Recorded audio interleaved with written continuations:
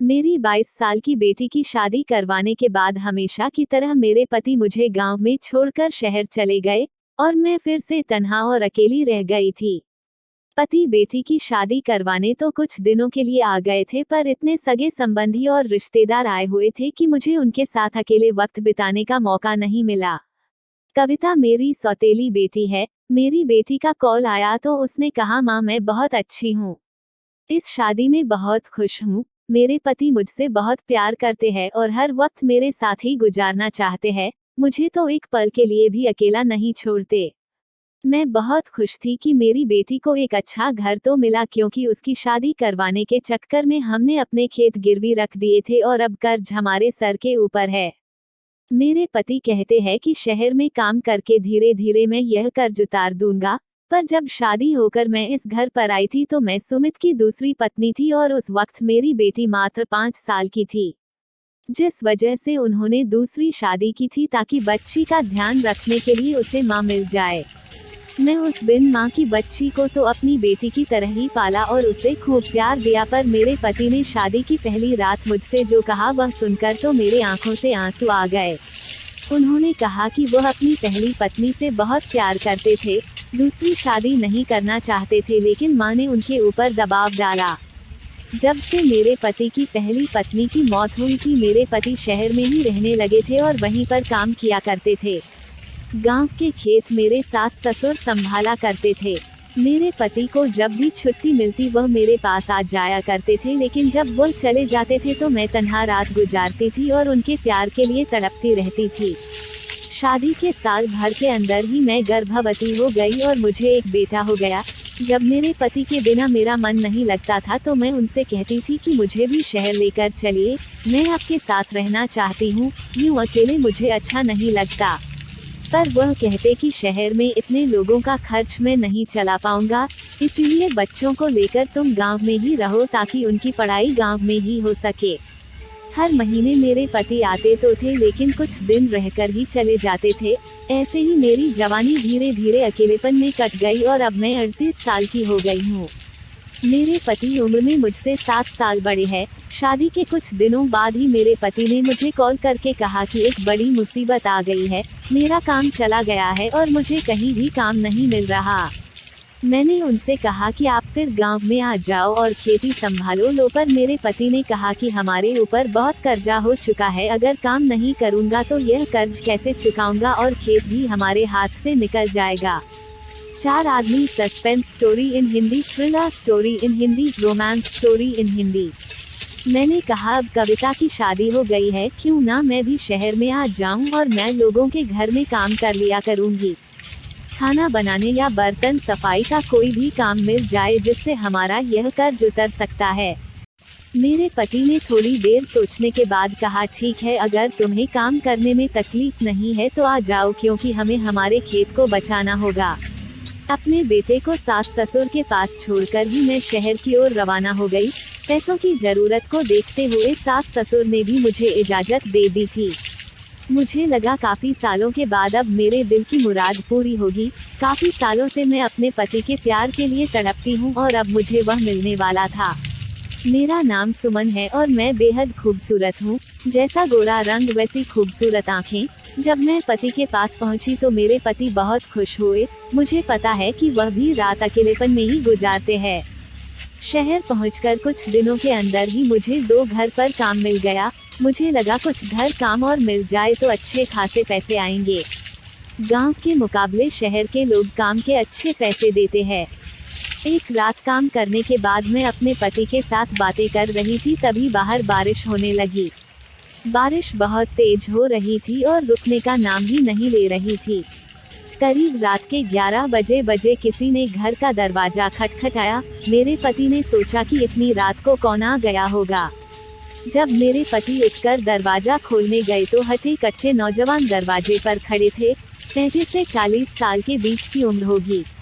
मेरे पति उन लोगों से बातें करने लगे तो मैं अपने बेडरूम में आ गई, पर मैं सोच में डूब गई थी कि आखिर यह लोग हैं कौन और हमारे घर इस तरह से क्यों आए हैं।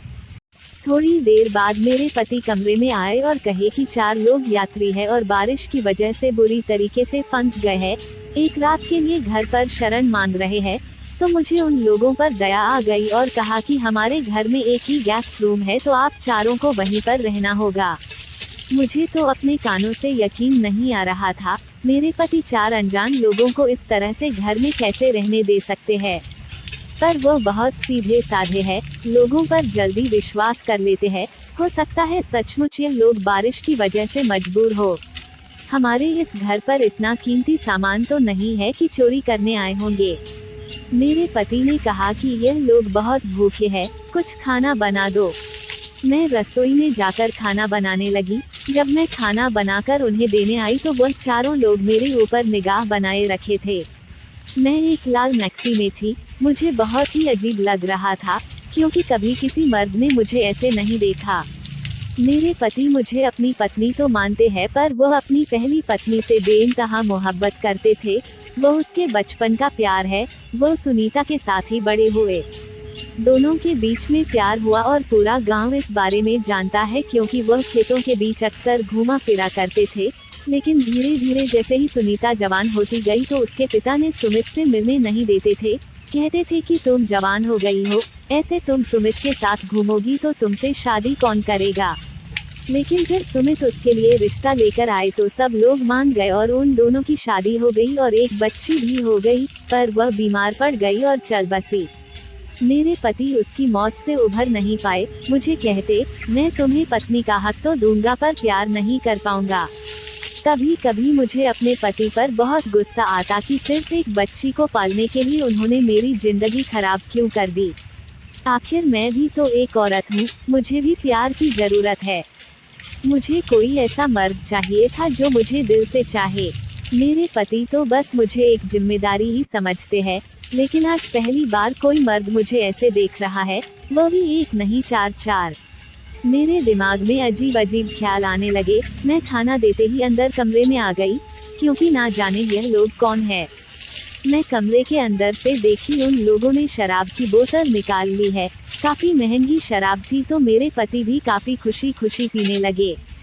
जब मेरे पति काफी देर बाद कमरे में सोने के लिए आए तो नशे में पूरी तरह से अपना होश खो बैठे थे। मैंने किसी तरह से उन्हें संभाल कर लेटा दिया तो वो गहरी नींद में सो गए। मैं डरते हुए बाहर कमरे में गई और कहा कि आप लोगों का बंदोबस्त अंदर कर दिया है। तो बड़ी अजीब निगाहों से मुझे घूर रहे थे, क्योंकि वह लोग भी काफी नशे में थे। मैं जल्दी से अपने कमरे में आ गई और बेडरूम का दरवाजा बंद कर दिया। फिर मैं लेट गई। बाहर इतनी बारिश हो रही है और मेरे पति खर्राटे लेने लगे थे। मैं काफी थकी हुई थी तो मैं भी सो गई, लेकिन आधी रात को काफी जोर जोर से बगल वाले कमरे से आवाज आने लगी। घबराहट से मेरी नींद खुल गई, पर मेरे पति को पता तक नहीं चला और वह गहरी नींद में सोते रहे। मुझे मन कर रहा था कि मैं उनको जगा दूं, पर मुझे पता है कि वो नशे में है और नहीं उठेंगे। आवाज और शोरगुल बढ़ता जा रहा था तो मुझे लगा उठकर देखना चाहिए, कहीं ये लोग चोर तो नहीं है। मेरे पति तो किसी के ऊपर भी भरोसा कर लेते हैं, पर मुझे वह आदमी कुछ सही नहीं लग रहे थे। करीब 10-15 मिनट तक मैं ऐसे ही अपने बेड पर बैठी रही, लेकिन उसके बाद हिम्मत करके मैंने अपने बेडरूम का दरवाजा खोला और दूसरे कमरे की ओर जाने लगी, जहां से आवाज आ रही थी। मेरे दिल के अंदर बहुत घबराहट हो रही थी। ऐसे ही घबराहट मुझे तब हुई थी जब मेरे घर पर आग लगी थी। तब मैं मात्र 15 साल की थी और मैं बाहर खेल रही थी। जब मैंने देखा कि घर के अंदर आग लगी है तो डर के मारे मैं अपनी जगह से हिल नहीं पाई।